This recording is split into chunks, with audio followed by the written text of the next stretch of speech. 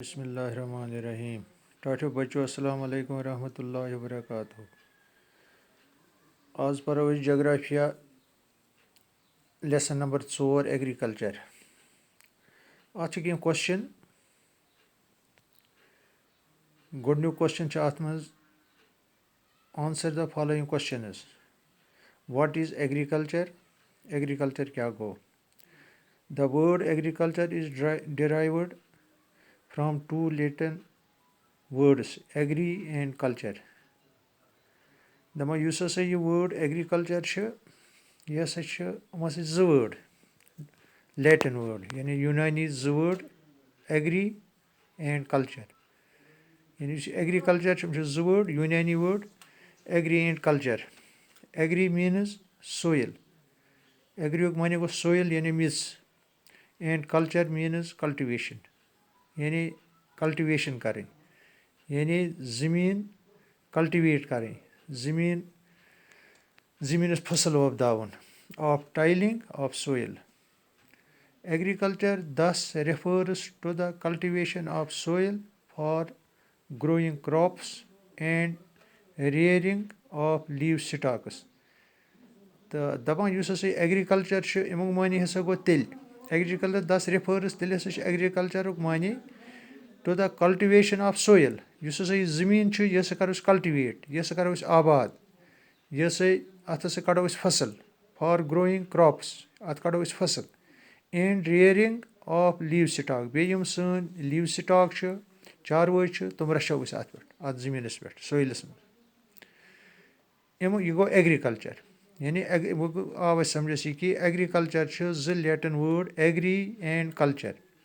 Agree माने गो soil तो कल्चर माने गो cultivation of tilling of soil यानी ज़मीन यह करो आबाद अत कड़ो पैदावार कल्टिवेशन पैदावार कड़ो तो अमुक माने गो एग्रीकल्चर हसा एग्रीकल्चर मानी हसा कि हसा करो ज़मीनस पे कल्टिवेशन ज़मीन पत कड़ो फसल बे रचो अत पे चारवाई।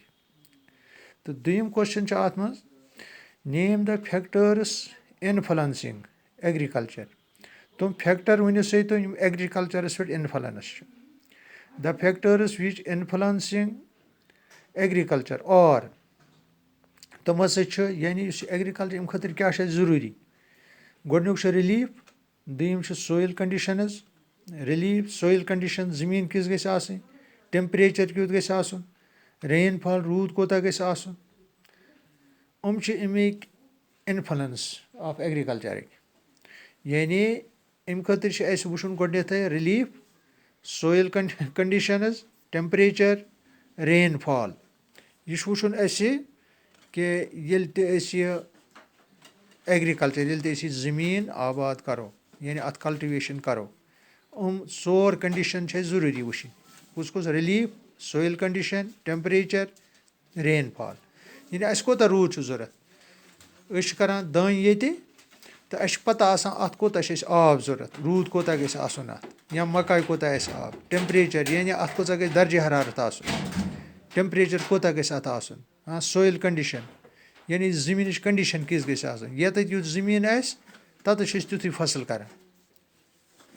पे ब्या क्वेश्चन अत मज what is shifting cultivation, what are its disadvantages. तो यह ब्या क्वेश्चन शिफ्टिंग एग्रीकल्चर क्या गो अमिक डिसएडवांटेज क्या गई अम सत कम बुर हालात गसान। Shifting cultivation it is namely practiced in the thickly forested areas. This is forested area मज गसान ज़्यादा shifting cultivation. In this cultivation a plot of land is cleared by felling the trees and burning them.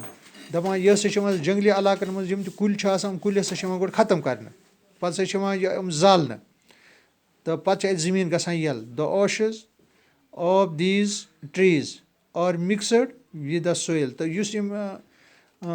इन कुलन हुंद यथ वनो च या वनो अमुक सूर यह गसान ज़मीनस मज हल यह ज़मीन सत रलान ashes of these trees are mixed with the soil. یہِ چھُ اَتھ زٔمیٖنَس سۭتۍ گژھان رَل and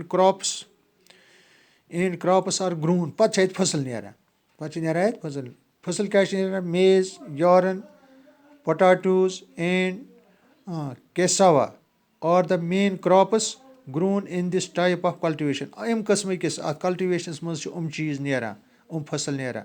when the soil loses its fertility. دَپان ییٚلہِ ہسا یہِ زٔمیٖن پَنٕنۍ سُہ یُس اَتھ زرخیٖزی چھِ آسان ییٚلہِ سُہ ختم چھِ گژھان اَمہِ منٛز the land is abandoned and the cultivator moves to a new plot.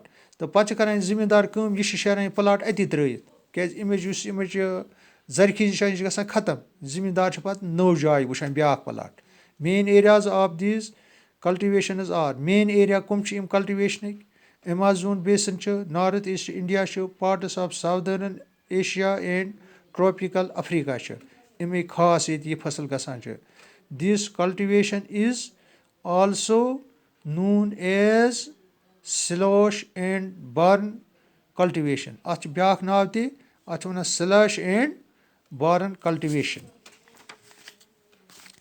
پَتہٕ چھِ اَمِکۍ ڈِس ایڈوٮ۪نٹیجِز چھِ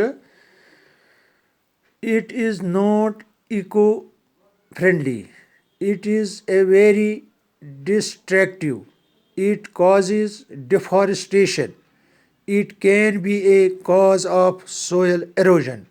یعنی اَمہِ سۭتۍ چھِ گژھان یِم نۄقصانات چھِ ٲسۍمٕتۍ. it is not eco-friendly. یہِ چھُنہٕ eco-friendly کِہیٖنۍ یعنی اَمہِ سۭتۍ چھُنہٕ تیوٗت فٲیدٕ واتان کینٛہہ. دوٚیِم چیٖز چھُ یہِ it is very destructive. یہِ چھُ واریاہ ڈِسٹرٛیکٹِو. it causes deforestation. تہٕ اَمہِ سۭتۍ چھِ گژھان کہِ اَتہِ چھِنہٕ پَتہٕ ڈِفارسٹریشن مطلب گوٚو اَتہِ چھِنہٕ پَتہٕ یہِ ہسا یہِ کُلۍ وۄپدان بیٚیہِ کِہیٖنۍ. it can be a cause of soil erosion. تہٕ یہِ چھُ بیٛاکھ کاز کہِ اَمہِ سۭتۍ چھُ soil erosion گژھان یعنی زٔمیٖن چھُ روٚڑٕ گژھان.